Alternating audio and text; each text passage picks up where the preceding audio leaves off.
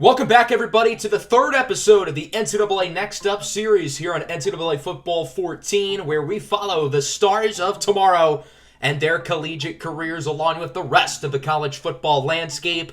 In the previous episode, we went through weeks 1, 2, and 3 of the 2022 season, and today we're going to go through weeks 4, 5, and 6. Last episode was a crazy one. A lot of big-time upsets, a lot of super exciting games. Number 1 Georgia and number 2 Texas both lost in week 3. So for the first time this season, we have a new number 1 team in the AP poll, that being the Oklahoma Sooners, led by senior quarterback Masaru Lee. We're going to get some more answers today on which teams are legit and which teams are fraudulent, and I'm curious to see how it's going to go. We've got a lot of big-time matchups today. A lot of conferences are really opening up conference play. The SEC has had conference play since the start of the season, but you're going to see some more inter-ACC games, more Big Ten games. It should be a lot of fun. We're going to start off at the University of Virginia. The Cavaliers have been one of the more surprising teams this season. They upset Penn State back in week 2. They are facing off against number 8, Florida State. The Seminoles have looked good to start the season, and they look good again tonight. Sophomore quarterback Jacob King threw just one incomplete pass the entire game, and junior running back Brody Kluby had 4 touchdowns on just 9 carries. The Seminoles win this one big, 49-16. For our game of the week, the Ohio State Buckeyes head down to Iowa to take on the Hawkeyes. Ohio State is ranked number 6. They've had a couple very close wins to start the year. Ohio State has not looked all that spectacular, but they are undefeated. Iowa lost their first game of the year to Fresno State. They are 1-1.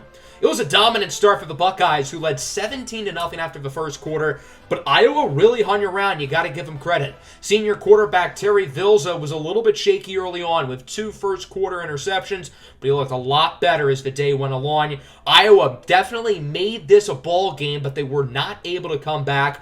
Ohio State's first-quarter lead was just too much, and the Buckeyes were too good in the second half for Iowa to catch wind. Senior running back Emmanuel Cashmere had a great game for the Buckeyes, along with junior quarterback Margot Brunley. 41-31, your final, the Buckeyes with a statement win over Iowa. Ohio State needed a win like this, and now they look a lot more legit than they did going into today's game.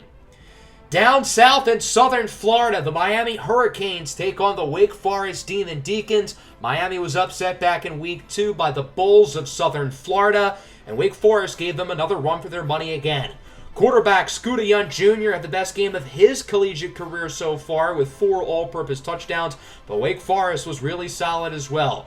The Demon Deacons led by 6 late in the ball game. However, this Scooter Young Jr. touchdown to Rico Ricard helped guide the Hurricanes to a 1-point victory, 31-32. We head into Pac-12 country. Number 18, Cal, takes on the Colorado Buffaloes. Cal opens the season as the favorite to win the Pac-12. They've looked pretty good so far, and they started this game off quite solid. The Golden Bears had a nice lead going into halftime, but Colorado responded big out of halftime. Running back Logan Henderson scored twice after the halftime break, and this beautiful touchdown pass from true freshman Zion Mayo ultimately led Colorado to the upset 28-27 against the Golden Bears. A huge shift in the Pac-12. LSU is the most disappointing team in the country in the last episode. They started the season as the number 17 in the preseason polls, and they're 0-3, and the team stats they're horrible. Well, I do have some good news for LSU. This is the first game all year they allowed less than 40 points. The bad news is they still got smothered. They lost 37-7 against the hungry Georgia team coming off a loss last week. Senior quarterback Clyde Williamson had a very strong performance, and LSU just did not look good on either side of the ball. The Tigers fall to 0-4 as their rough start to the season continues, and it is still trending downhill for them. The Oregon Ducks entered the top 25 after a nice victory last week at home against West Virginia. They face off against a very solid University of Central Florida team. Barrett Cherokee started the game off very nicely with a touchdown over to freshman wide receiver Justice Everdeed. But overall, Cherokee had a rough game. He won the NCAA Offensive Player of the Week a week ago, and today he could have won the Defensive Player of the Week as he was picked off 4 times, including this pick 6 by the UCF defender. Senior quarterback Bay Morant had a very solid game. He did everything the Knights needed, and UCF won big, 48-24, a big upset in Eugene. The USC Trojans are 2-0. They face off against the defending national champion Minnesota Golden Gophers. This ended up being one of the most exciting games of the entire week. USC and Minnesota have two of my favorite late-round running backs in this year's upcoming draft, Patrick Dahlfriend from the Trojans and Rocket Reddick from the Golden Gophers, both of whom played very well today. This was a super close game down the stretch. USC had a 3-point lead. Minnesota was driving down the field, and Mason Sweeney ultimately connected with tight end Brandon Russell for what was supposed to be the go-ahead touchdown. However, USC marched down the field. Scotty Kimbrell II connected with Will O'Neal for the game winner, 31-28. The Trojans upset the defending champs. Number 9, Tennessee heads down to Gainesville to take on the Florida Gators. They are unranked, but they're definitely one of the 25 best teams in college football. Junior running back Elijah Bryant continued his great start to the season for the Gators. Very impressive performance by him on the ground and in the air. However, Tennessee's offense was just a little bit too much. Sophomore quarterback Benjamin McKenzie had another great game, connecting with this fourth quarter touchdown to true freshman wide receiver Skeeter Darlington. The Vols take it home 45-38. Baylor heads to Fresno State to take on the Bulldogs. Fresno State's been probably the weirdest team in the country this year. They have moments where they look great and moments where they look bad. Today, it was mostly good. This late touchdown from senior Alec Bostic propelled the Bulldogs to the upset, 21-18. Notre Dame heads to the Big House to take on number 20 Michigan. These two teams are rivals. They do not like each other. Notre Dame will be without starting quarterback Sosa Hupy, who suffered an ankle injury in the Fighting Irish's previous game. Luckily for Notre Dame, they do have the highest-rated backup quarterback in the country with Billy Joe Cumberland, but it didn't really matter who played QB for Notre Dame because senior running back Nate Washington ran wild. Washington finished with over 230 yards and 4 touchdowns on the day, and Notre Dame steamrolled through Michigan 45-10. The Wolverines are looking like one of the more fraudulent teams in college football through the first couple of weeks. And as for Notre Dame, they will surely hop into the top 25, led by their big performance from the senior running back Nate Washington, whose stock certainly improved today. Oklahoma heads down to Arkansas to face off against the Razorbacks. Arkansas just clobbered Texas a week ago, seemingly out of nowhere. And the Razorbacks played another really good game today, making the number 1 Oklahoma Sooners look vulnerable. However, Oklahoma threw the ball a little bit too well. Masaru Lee had another great performance, and junior wide receiver Bryce Berry III is really coming onto the scene as arguably the best receiver on this team, despite the fact that senior Kason Bruyette is the top projected receiver in this year's NFL draft. And then the final and most exciting game of the week, Texas heads down to Bryant-Denny Stadium to take on the University of Alabama and the number 3 ranked Crimson Tide. This game ended up being super exciting, down to the wire. Sophomore wide receiver Jaden Wilson-Miller had a huge day for the Tide in the air, continuing to prove that he might be the most talented receiver in the country. But whenever Alabama's offense made a big play, Texas answered right back. The Longhorns' offense was equally as impressive. This game was really neck and neck for the most part the entire time. Texas ran the ball super well with their 2 great running backs, Amadeo Kalu and Asante Baker. Bryson Byrne had a great day throwing the football for Alabama, and obviously, as I said earlier, Jaden Wilson-Miller was absolutely phenomenal. For Texas, tight end Dax Boss was the star at receiver today, rather than Vachon Kodali or D'Aiden Washington. Marcus Moore had a huge pick 6 late in the game for the Crimson Tide. Benedict Sparrow seems to have some trouble protecting the football, but it didn't matter today. Texas upsets Alabama 42-35 with a game-winning touchdown from tight end Dax Boss. So week 4 ended up being very exciting. A lot of big-time games, a lot of super exciting matchup. Other notable results include Texas A&M barely beating Temple. South Carolina beats Mississippi State. Penn State squeaks away from San Diego State. Arizona beats Akron by a lot. UNC drops 50 again. Pitt barely beats Kansas State. Clemson beats Duke by 20. And then some notable non-top 25 games. UCLA is proving to be fraudulent. They lose by 19 to Northwestern. Utah gets throttled by FCS Northwest, seemingly out of nowhere. Okay. Illinois falls out of the top 25, losing to Wisconsin 52-28. Louisville gets upset by Tulane. Vanderbilt defeats Ole Miss. The Commodores might be pretty good, and Ole Miss might be pretty bad. South Alabama drops 56 on Houston. The Jaguars look like one of the best Group 5 teams in the country. Kentucky, after 2 big wins last episode, barely beats an FCS team. Cincinnati is just weird. They lose to Miami of Ohio by 17. West Virginia is appearing to be fraudulent. They lose to Maryland. BYU gets on the win column, beating TCU. So as we look at the AP poll, no major movement at the top other than Alabama dropping down to 9. They are, interestingly enough, still ahead of Texas, who is number 11, with Georgia sandwiched in between them. Missouri moves up 6 spots for not even playing this week. Fresno State, Arizona, Notre Dame, and UCF enter the top 25, with Cal, Michigan, Oregon, and Illinois dropping out.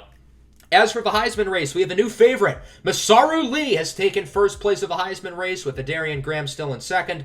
Benjamin McKenzie, the quarterback out of Tennessee, also enters the fold. Jordan James wins Defensive Player of the Week for Oklahoma. He picked off 3 passes. Travis Walker, the quarterback out of Troy, wins Offensive Player of the Week. Let's head to Week 5. A lot of exciting games here on the slate, starting with number 6, North Carolina, taking on Middle Tennessee State. Middle Tennessee State is not mid. They're actually quite good. One of the better Group 5 teams in the country, and they showed that early and often today. The Tar Heels scored 50 points in each of their first 2 games, but they did not have as much luck today. Junior wide receiver Nehemiah Dalton dominated in this one for Middle Tennessee State as they end up clobbering UNC 48-17 in one of the more surprising games of the day. Got to assume the Blue Raiders are going to enter the top 25 after this huge win against the North Carolina team, who I was really starting to become high on. Michigan faces off against USC, 2 of the more storied programs in college football. USC's coming off a huge win against Minnesota, whereas Michigan's coming off a bad loss against Notre Dame. This game ended up being really exciting. Both teams ran the ball very well. Charles Wiggins had a great day for Michigan. Patrick Dauphren had a great day for USC. He certainly upped his stock, and he's looking more and more like a possible day 2 pick in this year's upcoming draft. The game ended up going into overtime. However, on USC's opening OT possession, Patrick Dauphren was stopped just shy of the end zone. And on the other side, quarterback Bartholomew Blunt ran it in for the game winner. 49-42, Michigan defeats USC. The Trojans get their first loss of the year. Virginia heads down to Clemson to take on the number 2 ranked Tigers. Clemson's had a cakewalk of the schedule so far this year. This is their first tough game of the year against a good Virginia team, and the Cavaliers made Clemson look vulnerable. Cade Hutchinson had a great day in the air for the Tigers, connecting on this touchdown pass to John Vincent II. Kobe Henderson had a great day as well. The Tigers ended up winning 42-35, but this is the first time that they've looked shaky so far this season. Texas heads down to Jordan-Hare Stadium to take on the number 3 ranked Auburn Tigers. Auburn hasn't really played anybody good yet. I'm very curious to see how they do against a great Texas team. And this game got out of hand, and it got out of hand quick. Don't get it twisted. These Auburn Tigers are legit. Senior running back Kiki Rodriguez III had a great day on the ground as he continues to look more and more like the top running back in the upcoming NFL draft. Sidney McDonald had a great performance connecting with senior wideout A.J. Redico for the touchdown. It was one of those days for the Auburn offense. The mascot was able to bust out the dance moves early and often. Then on the other side, Benedict Sparrow really struggling, getting intercepted 5 times today. Auburn wins in a blowout, 42-10, as Texas loses their second game in the last 3 weeks. Kentucky heads down to Gainesville to take on the Florida Gators. Kentucky's 3-0. This is a real opportunity to prove themselves as a legitimate team in the SEC. Florida's coming off an unfortunate loss last week against Tennessee, and in this one, Elijah Bryant went insane. Bryant with a phenomenal game on the ground for the Gators. They take this one home 44-22. Got to assume Florida hops into the top 25. As for Kentucky, they may not be as good as we thought, and they may have just gotten off to a fluky hot start. Texas A&M has not played anybody all that impressive. They've looked pretty shaky to start the season. Now they face off against the real team in Arkansas, and it's time to see if Texas A&M has really been underperforming. The answer, an emphatic yes. Arkansas dominated this game. Jackson Kayuma was phenomenal in the air. Kayuma started the season off very slowly, but he has really played well the past few weeks. On the other hand, the defense was very good. Sophomore quarterback Luca Franco was picked off 3 times. Arkansas wins big, 42-17. Indiana faces off against the number 13 ranked Purdue Boilermakers. Purdue is 2-0. They're one of the most talented teams in the conference. Indiana's 0-3. So it only makes sense that Indiana blows them out, right? That's college football for you. Senior receiver Rentrell Lemio Jr.'s draft stock took a big plus today. Kennedy Newsfort, the lefty quarterback, had a great game in the air. And Indiana won this game convincingly 41-21. A big win for the Hoosiers, who lost all three of their non-conference games. Now they faced a ranked conference opponent on the road and win by 20. In the final game of the day, Notre Dame faces off against the Michigan State Spartans. Notre Dame in the top 25 after their big win last week against Michigan. Still no Sosa Hupie at quarterback for Notre Dame. Nate Washington had another great game on the ground. He continues to be one of the most impressive offensive players in the country, as he had another very good performance in this one for the Fighting Irish. However, on the other hand, the rest of the team was not great today, unlike last week against Michigan. The Spartans were very impressive. Senior quarterback Nathan Bruns threw for 4 touchdowns, 2 of which were caught by talented sophomore A. John Wiggins, and the Spartans win in blowout fashion, 31-13, upsetting Notre Dame. Michigan State has had some bad performances to start the year, but they get a big win today, and maybe they can build some momentum on their season. So here in Week 5, there weren't many super exciting games. There were a lot of upsets, but they were all oddly blowouts. In other top 25 games, Georgia blew out Memphis. Missouri beat Wisconsin. The Tigers are now in the top 15. Oklahoma has no problem with Mississippi State. Tennessee beats now the 0-5 LSU. Minnesota back on the win column. Baylor back on the win column. Pittsburgh beats Louisville. Arizona barely beats Washington State. Ohio State beats Ohio by 10. Another very close game for the Buckeyes. What's going on, Ohio State?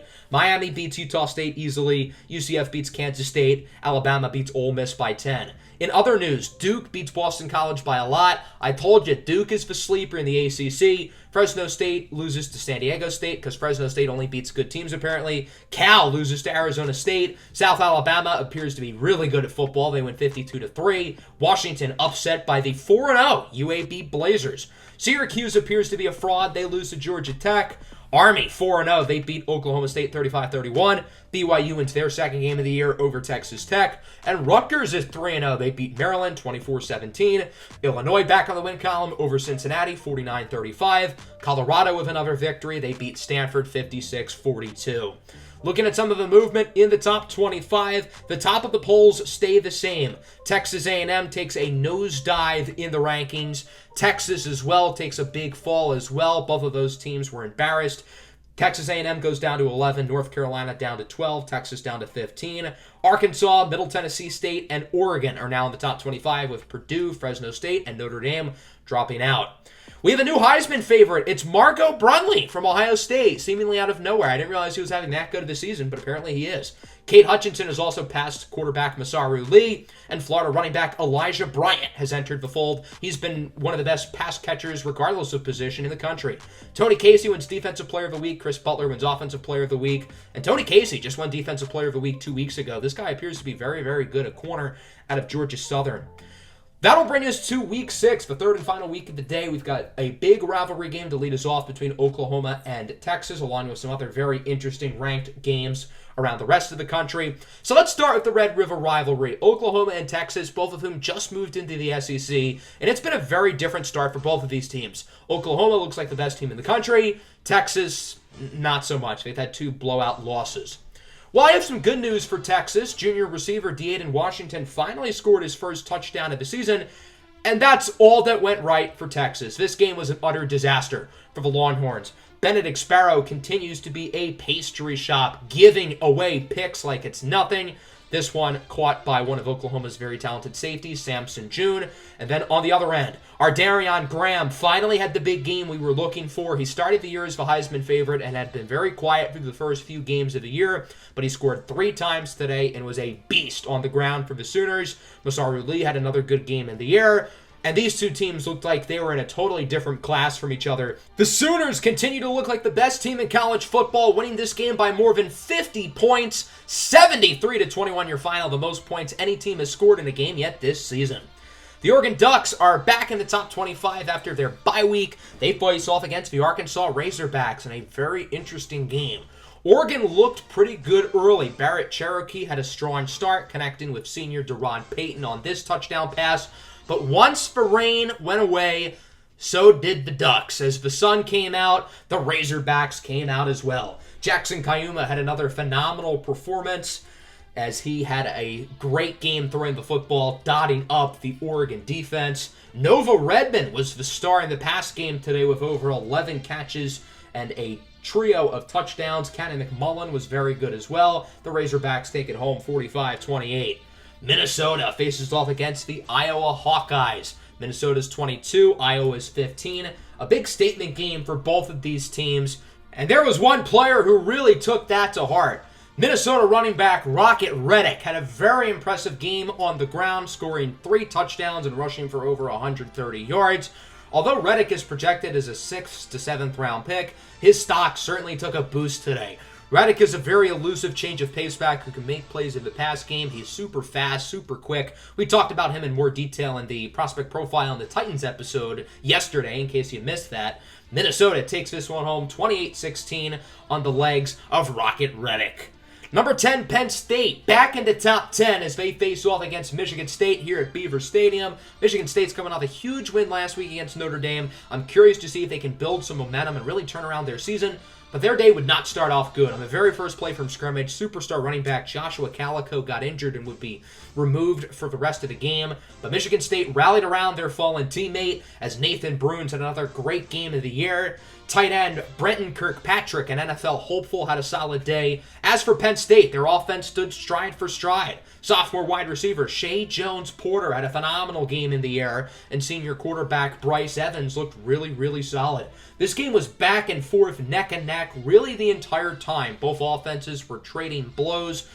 Michigan State led late. However, Shea Jones-Porter put the Nittany Lions ahead. Michigan State needed to drive down the field to win the game, and they did exactly that. Mason Burrow, the slot receiver, with a game-winning touchdown. Michigan State wins it 42-38. Clemson faces off against their rivals Georgia Tech here at Bobby Dodd Stadium. For the first time last week, Clemson looked vulnerable, nearly losing to Virginia, and they looked vulnerable again today. Although junior quarterback Kate Hutchinson had another great game of the year, connecting once again with John Vincent, who is looking more and more like a first-round pick as the season goes along. However, on the other side of the coin, Georgia Tech ran the ball very well. We know them as an option offense, and they certainly ran the option well today. This game was neck and neck really the entire time. Georgia Tech stood firm with Clemson this entire game, but late in the matchup, the Yellow Jackets were able to break away with a late touchdown to win the game here on this final drive. Georgia Tech upsets number 2 Clemson 35-34. A major win for the Yellow Jackets, who are likely to hop into the top 25 next week. The most interesting game of this week, in my opinion, number 8 Georgia heads down to Tennessee to take on the Vols. I feel like Tennessee's the underdog here, even though they're ranked higher, they're at home, but they're a super young team, and they have a lot to prove. This game ended up living up to the billing. It was a very, very good matchup. Georgia's star quarterback Clyde Williamson actually struggled to throw the football today, so the Bulldogs really leaned on the ground game as junior running back Patolomayo Malalu ran for 3 touchdowns, having one of his best games of the season. However, as good as Georgia's rushing attack was, Tennessee's pass game was right there with them.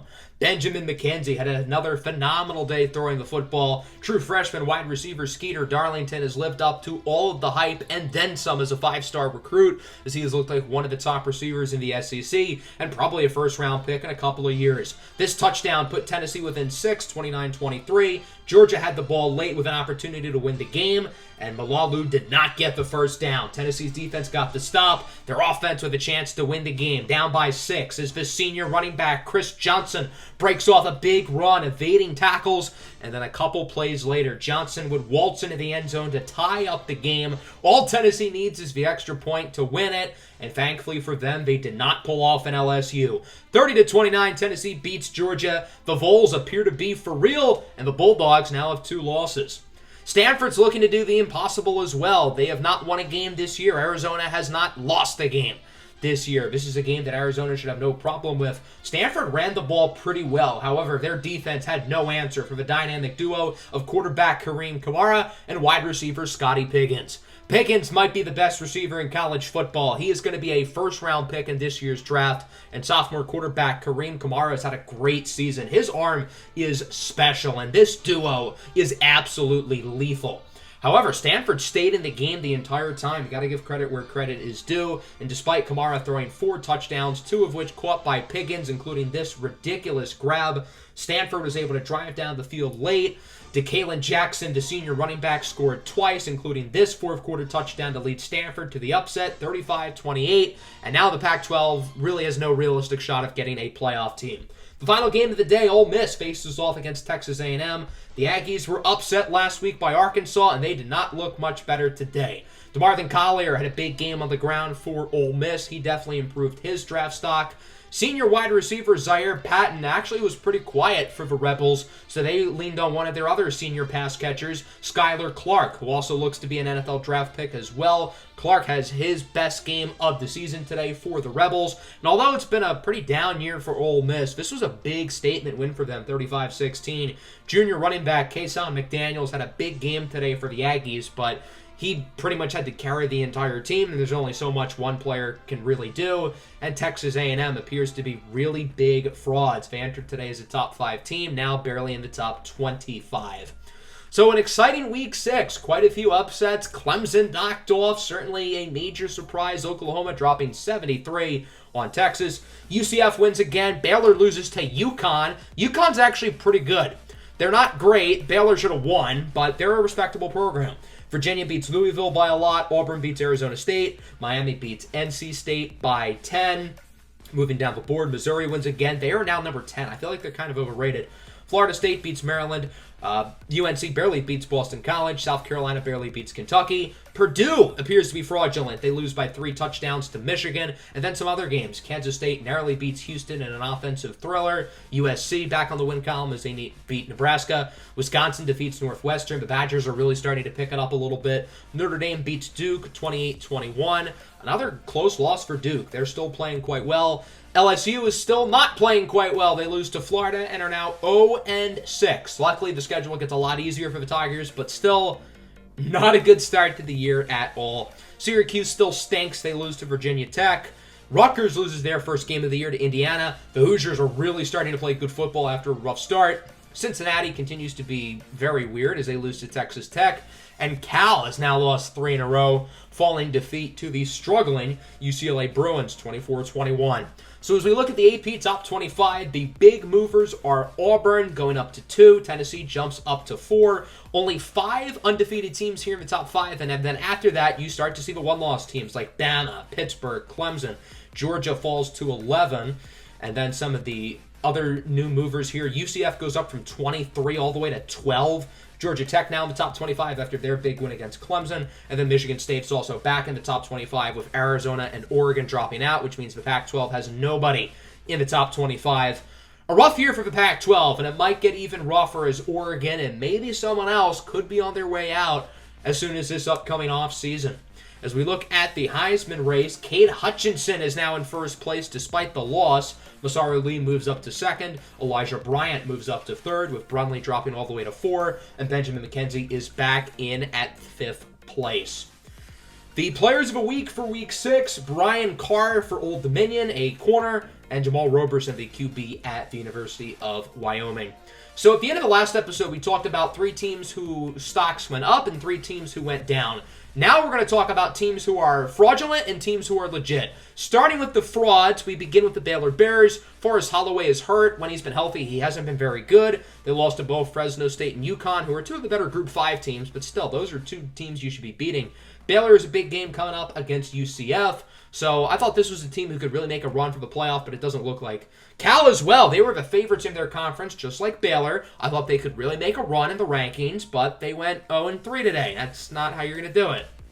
I remember talking about how that Arizona game was going to be really big, but with Arizona losing and Cal clearly being fraudulent, maybe not. I don't think Georgia are total frauds. I still think they're one of the 5 or 6 best teams in the country, but they don't look like they're at that top tier of teams like we thought they were at the beginning of the year.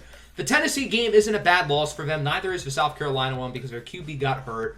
However, they do have 2 losses, and unless they completely run the table, I don't see a way for them to get into the college football playoff. Their schedule is pretty easy, minus the Auburn game. I think they're better than everybody there. So they should win 8 or 9 games for sure, maybe 10. Maybe they get into the SEC championship. I think if they win out, they'll get in, but that's really the only conducive way that they can do that. But again, I don't think they're frauds, but they aren't as good as we expected.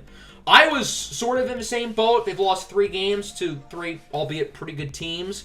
They have a much easier schedule coming up, so they can really prove me wrong here. But big teams win big games, and clearly Iowa's not that. Kentucky, they were a team who I had high hopes for going in today. They had 2 blowout wins last episode, and clearly they proved to be a little bit fraudulent. The Oregon Ducks as well were pretty disappointing, albeit they faced off against 2 really good teams in UCF and Arkansas, who are both red hot. But again, big-time teams win big-time games. Oregon has a much easier schedule coming up, being that they play in the Pac-12, and they had 3 really tough non-conference games. So I still think they'll win 8 or 9, but I was hoping they could really make a run for the playoff, and now they don't really have a shot at doing that.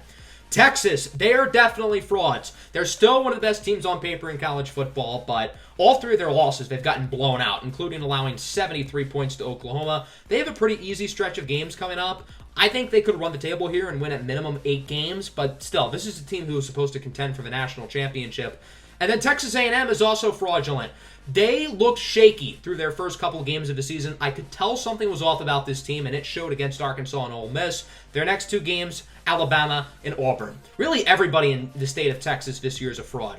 Now talking about some of the teams who look legit. The Auburn Tigers have been very impressive. They've moved all the way up to number 2 with big win over Texas. They have a very tough schedule coming up, though. Tennessee, A&M, Oklahoma, Arkansas. Obviously, they play Alabama at the end of the year, along with Georgia. So that's 6 of their final 8 games against top 25 teams, 5 of whom are in the top 14. So they've got an uphill battle, but I think they can handle it. Florida State looks really good. They're the number 5 team in the country.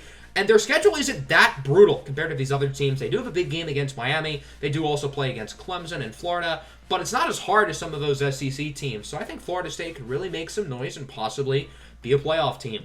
I still think something's off about Ohio State. I don't trust them. But they're in a position where they could easily run the table. They're at number 3 now. They had a nice win against Iowa. And their schedule really isn't that hard. The Big Ten is very questionable this year. They do have games against Penn State and Michigan. I think that's a pretty easy schedule, but I don't trust them. USC is another name to watch. They did lose today against Michigan, but they have really impressed me. They only won 1 game last year. They hop into the Big Ten, and they look like a totally rejuvenated team. The offense has been very good. They have a big game next week against Iowa. I think they're better than Iowa. I think they're going to win that game. And they've got some tough matchups down the stretch, but Iowa's the only other top 25 team there. I think the Trojans can really win 8 or 9 games and vie for a spot in the Big Ten title. They have massively improved from a season ago, which has been pretty fun to see. Then we have Arkansas and South Carolina. They're kind of in the same boat because both Arkansas and South Carolina really struggled at the beginning of the year, but now they're playing a lot better. Arkansas has big wins against Oregon, A&M, and Texas, and they played well against Oklahoma. As for the Gamecocks, they also started their season off rough, but they beat Georgia, and they had a good episode today, beating Mississippi State handedly and defeating Kentucky. Ironically, South Carolina plays Arkansas in the next episode. I think the winner of that game probably moves into the top 10, even though Arkansas already has 3 losses. So next episode, we plan to go through weeks 7, 8, 9, and 10. It should be a lot of fun. We'll get to see more of this 2022 season. It's been a very exciting year in college football, and I'm excited to see more. I hope everybody enjoyed the episode. Make sure to leave a like and subscribe. Peace out.